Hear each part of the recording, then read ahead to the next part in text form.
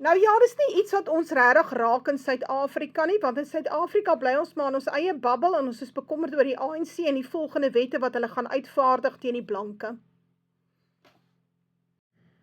Maar ons moet regtig die situasie in die Midde-Ooste dophou. En dit het nie soseer te doen met Israel is the chosen nation of God en God gaan nou na hulle kyk nie.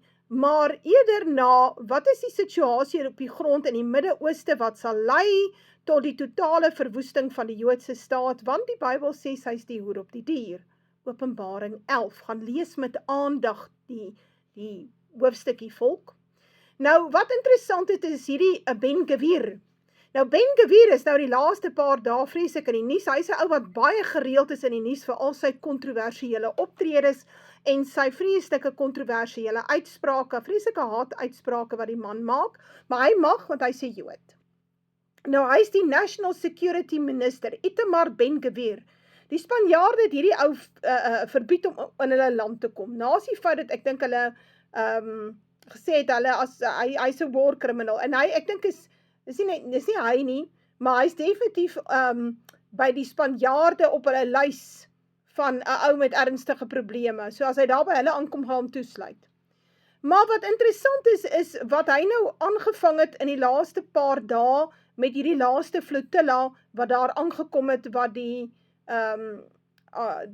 Joodse Navy en die Jode se IDF, daai bote wat kom met hulp, bietjie hulp, is eintlik meer 'n simboliese optrede na Gaza toe om kos en mediese voorrade te bring in babamelk. Hulle gaan haal hulle daar op die see, selfs in internasionale waters, en dan bring hulle daai flotillas en in plaas van dat hulle die kossies uitdeel en die goedjies vir die mense, wel, hulle steel dit, die Joodse regering, en dan behandel hulle hierdie mense wat op die flotillas is, hierdie ouens wat eintlik aktiviste is, en te sê, maar luister, ons wil graag hierdie kos vir hierdie mense bring, want die Joodse staat gee nie vir die mense kos nie, hulle het baie stories, hulle kan uit 'n klein bietjie trokke deurgaan. Die idee is eintlik om van die mense in Gaza ontslae te raak, so nadat hulle die plek heeltemal gebom het, dat hy min of meer gelyk is met die aarde, is die volgende stap om hulle uit te honger, of hulle sal sterf aan siektes.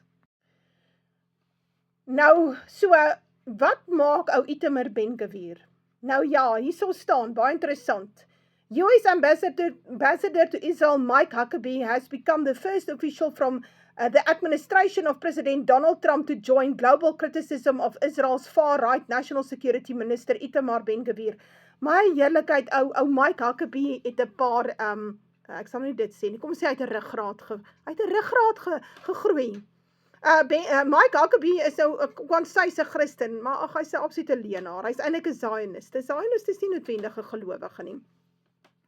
En Mike Huckabee was bereid nou om Itamar Ben Gvir te kritiseer, saam met baie ander lande, oor die manier waarop hy hierdie aktiviste wat inkom, is nie terroriste nie mense, is aktiviste.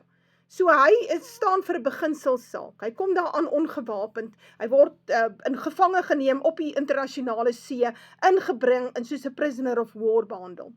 Hierso staan wat as several countries summoned Israel's ambassadors after Ben Gvir posted a video of himself taunting abducted foreign activists from a Gaza-bound aid flotilla. Huckabee's response rang largely hollow, coming a day after the US Department of the Treasury had sanctioned the flotilla organizers.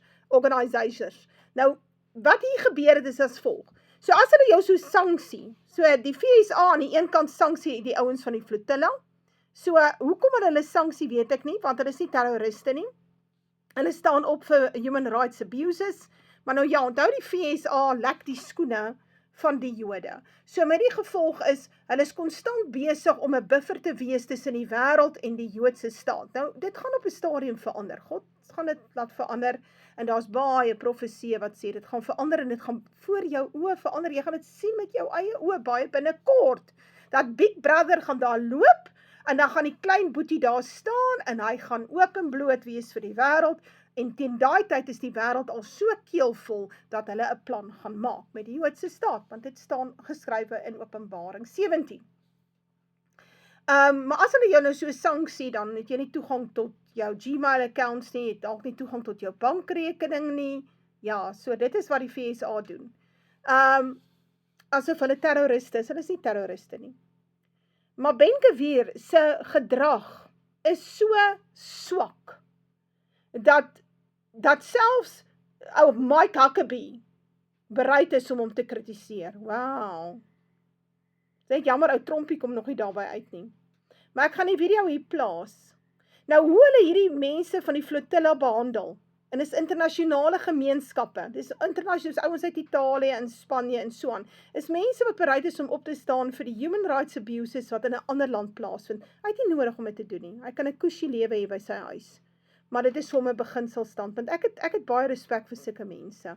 Hy sit hom in harm's way. Hy's bereid om in 'n groot gevaar te wees, want dit is so dat die Jode vorige flotilles eenvoudig gebom het en mense doodgeskiet het. En niks oorgekom het nie. Dis die beste, daar kom nooit iets oor nie. Maar, so as jy nou hierso, ek gaan vir jou die video speel, dan gaan jy sien, hoe behandel hulle? By die vorige flotille het hulle daai Duitse joernalis herhaaldelik verkrag. Ook niks oorgekom nie. Kyk, in die Joodse staat mag jy jy mag nou die wat nou nie Jode is nie, mag jy verkrag, en dit is aanvaarbaar, dit is deel van straf wat jy vir hulle uitdeel, want jy is God homself. Hoe dit ook al sê, ek glo ou TikTok gaan hierdie video verbied, want 'n mens mag mos nou nie so praat nie. In elk geval nie van die Joodse staat, jy kan so praat van China en Rusland en so, maar jy mag nie so praat van die Joodse staat nie. Maar kyk 'n bietjie, hoe sleg word hierdie mense behandel, net omdat hulle bereid is om op te staan vir die human rights abuses, wat in 'n ander land gebeur. En die wêreld is baie ontsteld oor hierdie ding. En hierdie publieke, al wat dit veroorsaak is, die publieke opinie teen die Joodse staat, is dag na dag besig om ernstig te versleg. En die Joodse staat gaan hierdie pariah word, hulle is reeds, waar niemand meer wil handel dryf nie, jy wil nie in sy ambassadeur in jou land hê nie, jy wil nie 'n ambassadeur in sy land hê nie, jy wil eintlik met hulle niks te doen hê nie, en dit gaan op die ou einde die doodsteek wees van hierdie Joodse staat. En nee, Jesus gaan hulle nie red nie. So, jou predikant het vir jou gelieg. Dit is nie wat in jou Bybel staan nie. ברוכים הבאים לישראל, אנחנו בעלי הבית.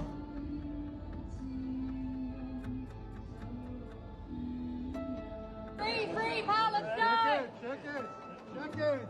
ישראל חי. אני גאה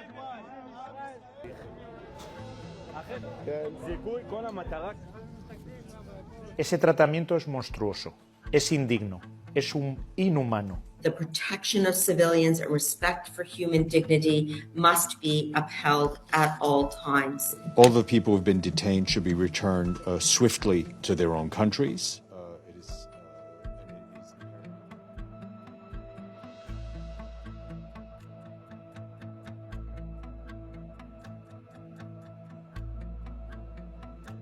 בגאווה, כגיבורים גדולים, תראי איך הם נראים עכשיו, תסתכלי. תראי איך הם נראים עכשיו. לא גיבורים ולא כלום, תומכי טרור. ואני אומר לראש הממשלה...